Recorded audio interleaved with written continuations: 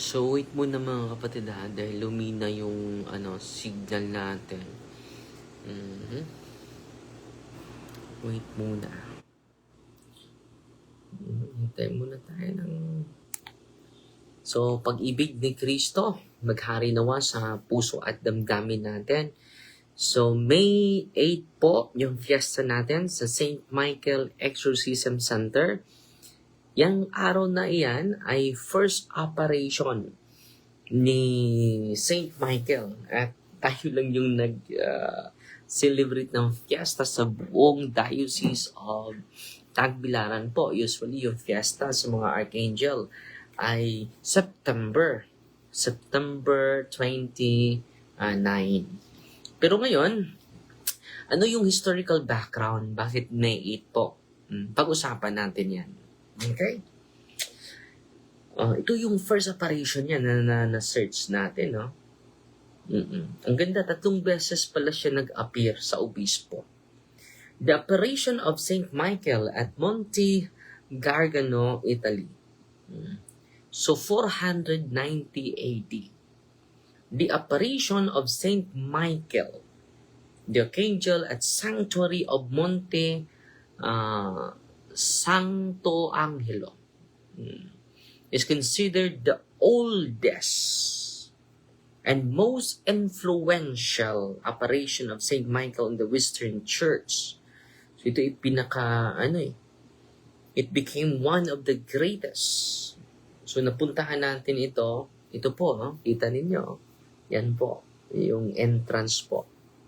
And then, ito yung illustration niya sa unang mga araw na nagpakita si St. Michael, no? Merong itong baka doon, no? Pag-usapan natin yan. Okay? So ito yung image niya, oh. Ipakita ko lang sa inyo, ha. Yung image niya, no? Ito sa labas ng shrine, no? Ito yung sa labas sa shrine. Okay? So ito yung entrance, no? Nakapunta tayo doon sa awa ng Diyos, no? So yun ang mga picture.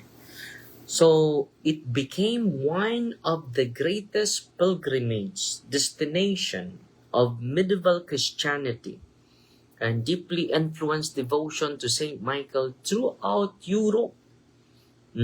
Not only throughout Europe but throughout the whole world. The events are traditionally dated 490 AD in southern Italy, near the city of Siputum, modern Manfredonia in Apulia. Ito yung lugar. The principal source is the Latin hagiographical text, the Book of the Apparition of St. Michael on Mount Gargano. Meron tayo nito pero nandun sa mga nandito sa mga sa loob ng mga cartoon natin. The Book of Apparition of St. Michael, nakabili tayo. The text is Catalogue of Bibliotheca Hagiographica in Latina. So ito yung nangyayari mga kapatid. The first apparition, ito po yung first apparition niya. Episode of the bull, yung baka. According to the Book of Apparition, a wealthy man named, yung pangalan ng wealthy man is Garganus, lost his prized bull on Mount Gargano. So nawala yung baka niya, na mamahalin na baka ay nawala. After a long search, matagal nilang hinahanap yung kanyang baka, hindi nakita. After a long search, the animal was discovered kneeling at the entrance of the cave. So, lumuluhod yung baka, no? Sa harap mismo sa entrance ng cave. Ito po. Ito yung illustration nila. Oh. Lumuhod yung baka in front of the cave. Yan po. So, patuloy basahin natin mga kapatid.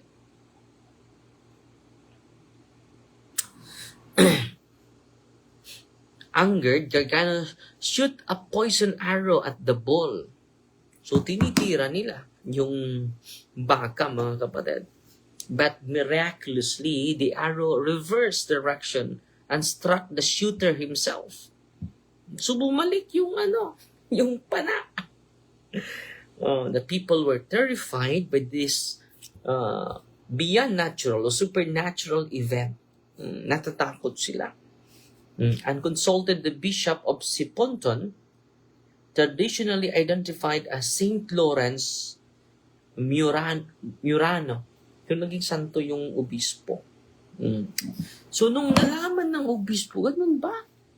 Hindi yun basta-basta. Ano nangyari sa baka, sa entrance mismo ng kuweba? So, ang obispo, 3 days of fasting, nag-order sa mga tao, let us do a 3 days of fasting. And then nag-prayer sila. And then nag-penance. Afterwards, Saint Michael appeared to him. So, mismo si Saint Michael nagpakita sa obispo, Saint Lawrence Murano. Ito yung message si Saint Michael. I am the Archangel Michael. I am always in the presence of God. The cave is sacred to me. So, kinukonsecrate ni Saint Michael mismo yung kuweba. No? Michael declared that the grotto was under his special protection. Ito yung insahe ni Saint Michael. It was to become a place of Christian worship until now. Naging shrine na siya eh. And that God had chosen the site for heavenly purposes. According to tradition, Saint Michael also said, ano pa yung sinasabi ni Saint Michael? Where the rock opens wide, the sins of men can be forgiven. Grabe, no? So, kung papasok tayo doon, no, where the rock opens wide, the sins of men can be forgiven. This transformed the cave into a place associated of repentance, healing, penance, and divine protection. So, yun ang unang apparition niya. May pangalawang apparition pa siya. The second apparition, the victory, yung panalo nila sa digmaan. The second section of the Book of Apparition, described as military crisis, the city of Siponton was threatened by enemies na makukuha na po ito. Sa kaaway, the bishop again prayed and fasted. So, ang obispo, si Saint Lawrence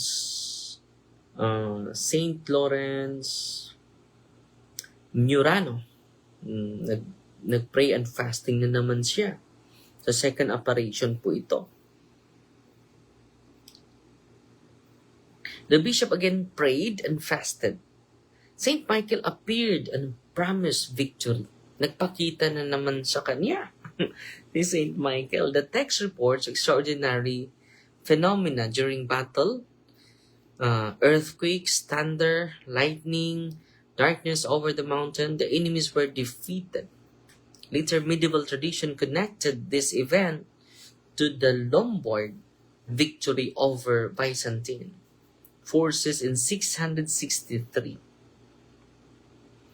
Historian Giorgio Oranto argues that this section probably reflects later historical developments incorporated into original legend.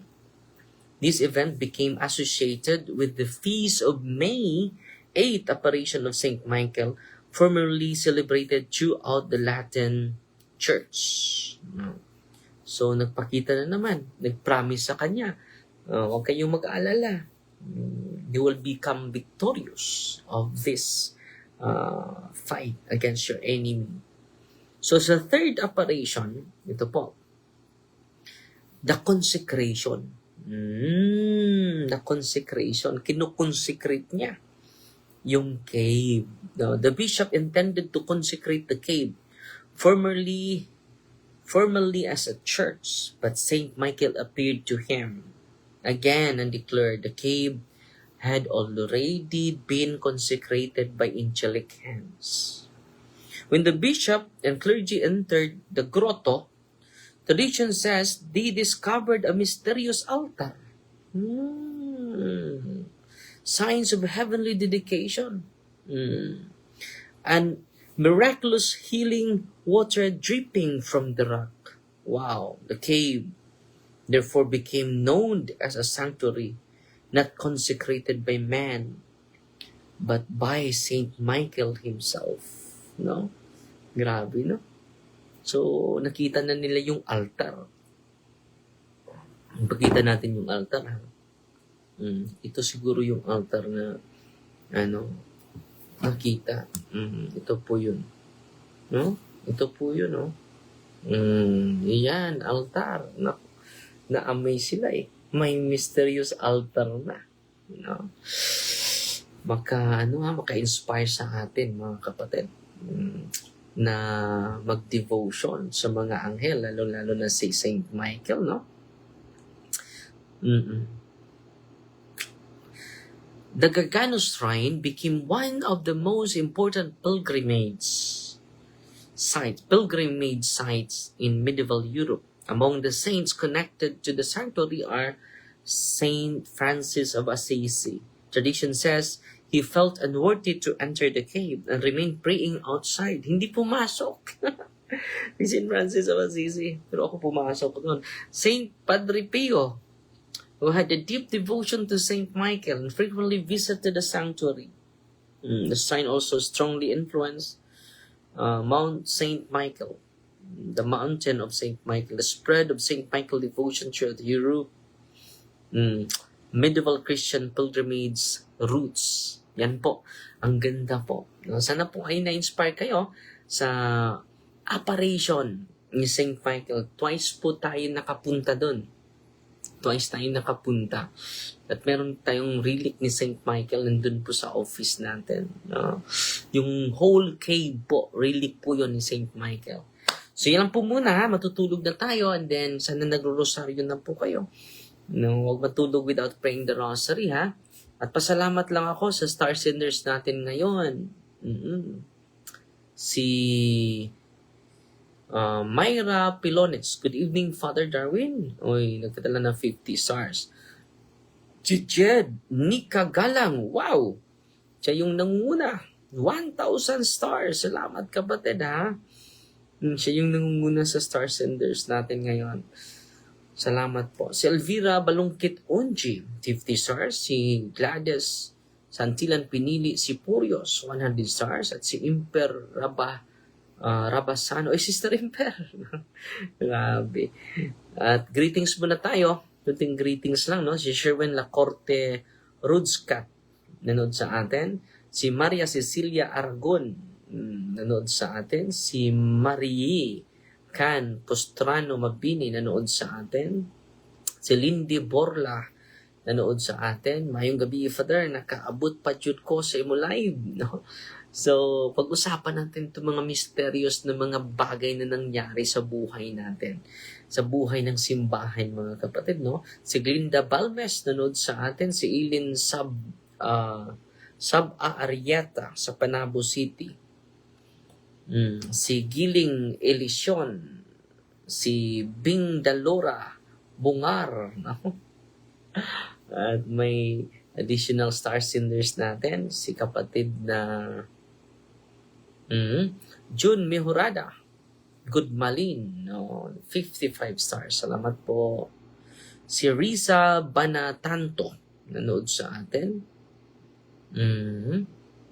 Si kapatid na Lynn Tapaw, lagi itong nanood sa atin. Si Elvira Balungkit Onji, nanood. Si Anneli Nayula, Kizi Baron Alizago. Hello, Father, watching here in Sulphur Springs, Texas. Wow! 1 minute na tayo, no?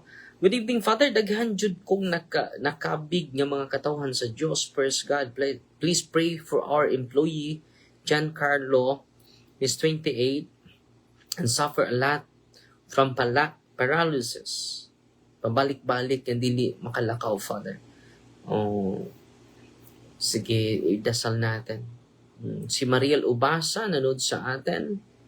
Si Agnes Dagkuta, watching from CDO, Cagayan de Oro, no? Si Bing Dalora Bungang sa Palawan, no? Junri Mingay, Acosalem, Nida Rihas sa Valencia City, Bukidnon.